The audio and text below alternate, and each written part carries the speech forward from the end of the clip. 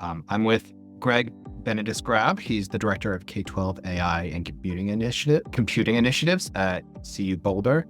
Thank you so much, Greg, for joining today and telling the story of the Computational Thinking Initiative and work at Brooklyn College. Do you mind just introducing yourself and speaking towards the history and evolution of this work?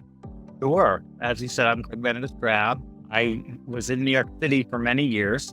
I taught, I did some administration. I worked with STEMteachersNYC for many years, workshops and doing some of the huddles. And I just recently moved to Boulder, focusing more on research. But I'm really excited to be able to continue the work on computational thinking. Can you speak to the history and evolution of either the workshops, the computational thinking course at Brooklyn College, as your involvement with this work? It's actually had a fairly long trajectory. I think it started, and this sort of was the beginning of my work with STEM Teachers NYC, is I connected with Fernand about computational thinking. And we had a number of discussions. We came up with, co-developed some projects. We talked about various things. And then that sort of grew into some workshops that happened at STEM Teachers NYC. So I did one workshop, I believe, by myself on computational thinking. I did one with Harry Klein on biology. We did a computational thinking workshop at some point. And then I did a number of workshops with Kate. I think we started with an elementary STEM workshop in the summer that I'm forgetting the name of. But then that kind of transitioned into a more computational thinking focus. And I think the reason this work has taken off is, one, technology is changing at a dramatic rate. I think the connection with science is very powerful because computing and technology have always been tools that scientists have used to accomplish their work, to make discoveries, to understand the world around us. And so that's how we position this work for elementary teachers, is seeing the computational thinking as another tool in your tool belt. Think about how to think about these things and even think about things in general. So one of the things that's exciting, I think, about computers is they can automate things. And so you start to think about what process that I want the computer to do to help with this task, to gather this information, to do this specific process.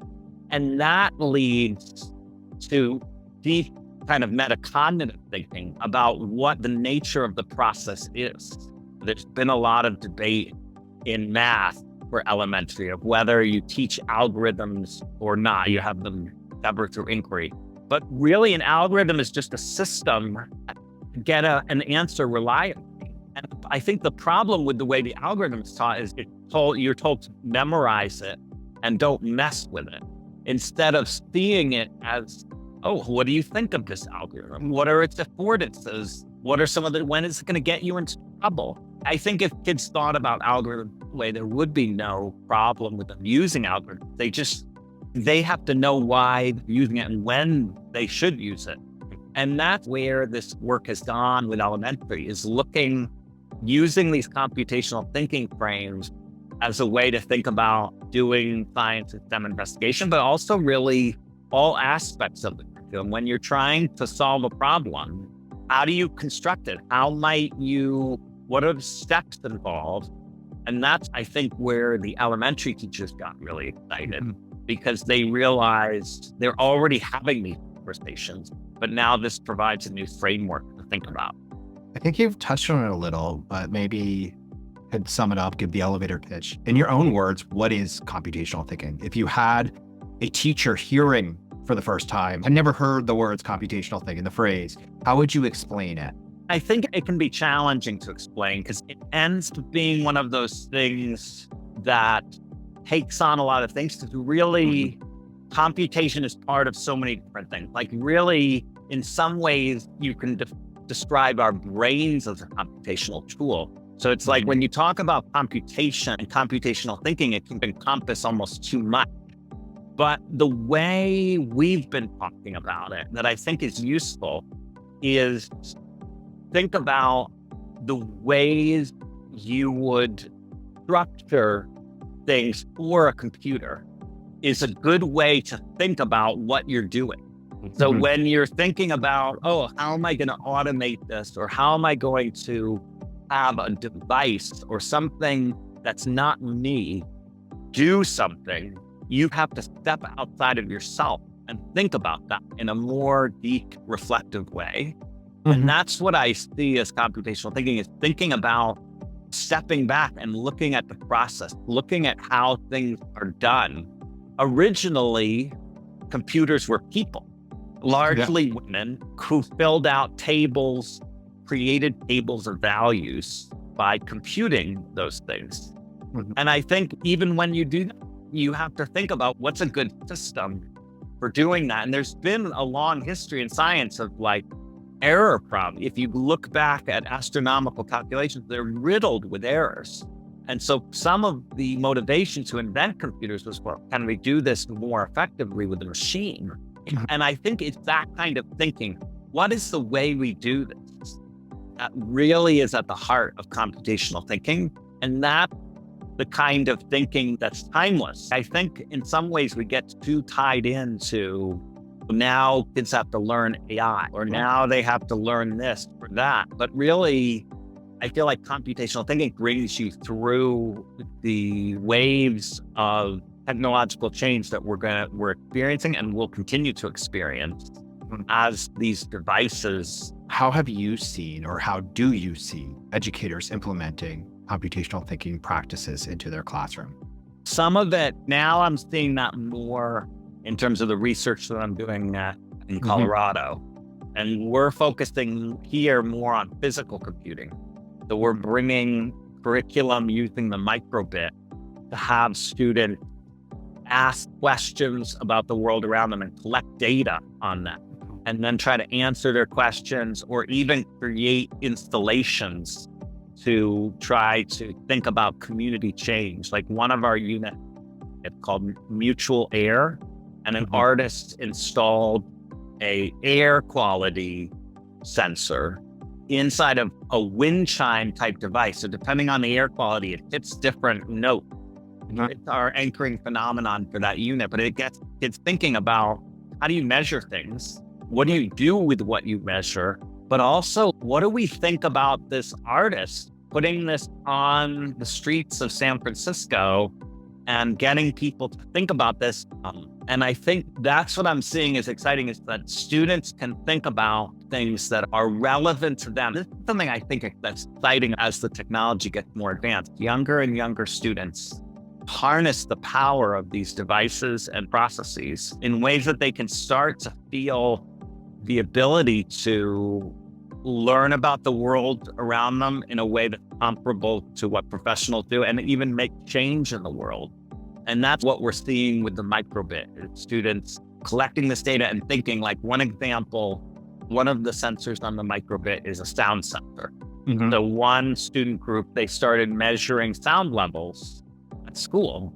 And then they started wondering, like, what sound levels are appropriate? Like in different spaces, you might have different sound levels.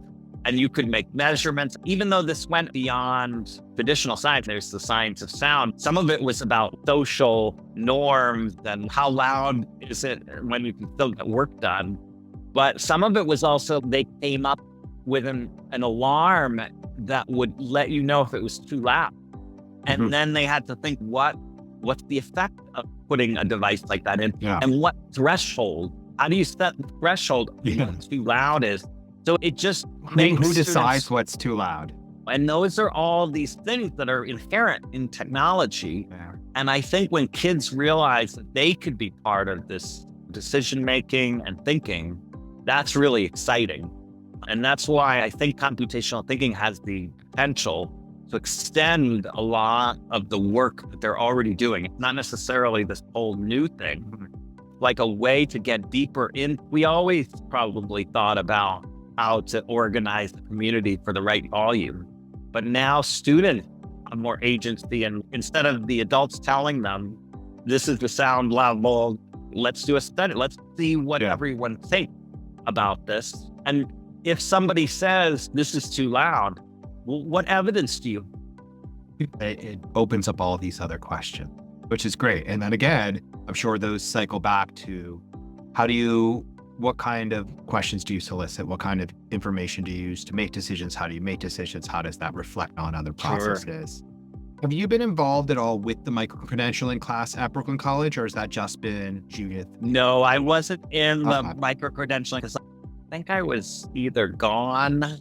Yeah, I didn't help teach that class. Gotcha. But I know all the people who taught that, and it sounded like it was a great experience. In fact, when I did a computational thinking workshop at the Museum of Natural History earlier this spring, and we're doing it again in July. She brought a lot of the material from that course. And so we purposed some of that work to bring it to these earth science teachers, which was really a lot of fun. It was a really exciting experience.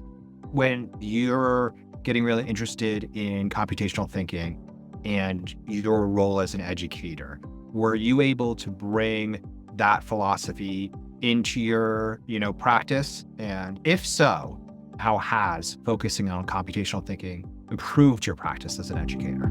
Yeah, I would say I've been I think in some ways I used it for a long time without necessarily calling it computational thinking.